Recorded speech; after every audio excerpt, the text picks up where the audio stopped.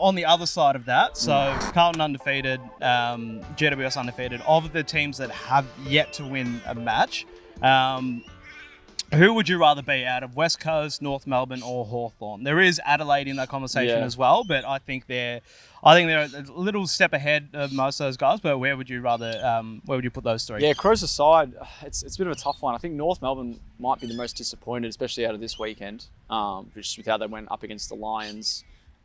Still struggling to kind of get things to click. And it's not necessarily, like we knew some of the issues they would have had with their depth and their key backline stocks in particular, but it's your Davies Uniacke, it's your Jai Simpkins, it's your Cam Zohars, it's your Nick Larkies, it's the Luke McDonalds, it's the senior guys. In what is the youngest team in the competition, it's the senior guys who are probably letting them down, which is exactly what you don't want when you need to kind of get through these kind of harder years.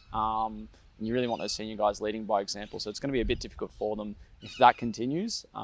As we know, those kind of 4 or 5 guys that I just named are stars of the competition and can certainly help the Roos, steer themselves to a first win. So yeah, they're certainly the most disappointing side. I think West Coast would be quite happy with what they saw on the weekend. They're still missing a couple names in Oscar Allen, and I think they'll get Dom Sheed back soon. And it seems like a few others are pressing their case in the waffle at the moment. But then I think I'd love to be Hawthorn.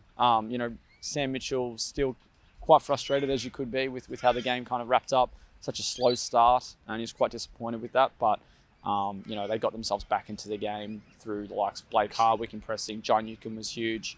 Dylan Moore as well stepped up. So I think Hawthorn, just given also the players that they're missing as well.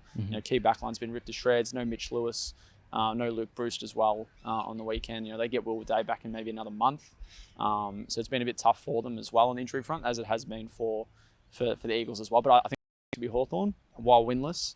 I think it looks like they're slowly improving each week. After that Melbourne game, it was obviously quite frustrating for them, and to come back through last week and then really put it to the Pies in the second half on Sunday. There's improvements there, yeah.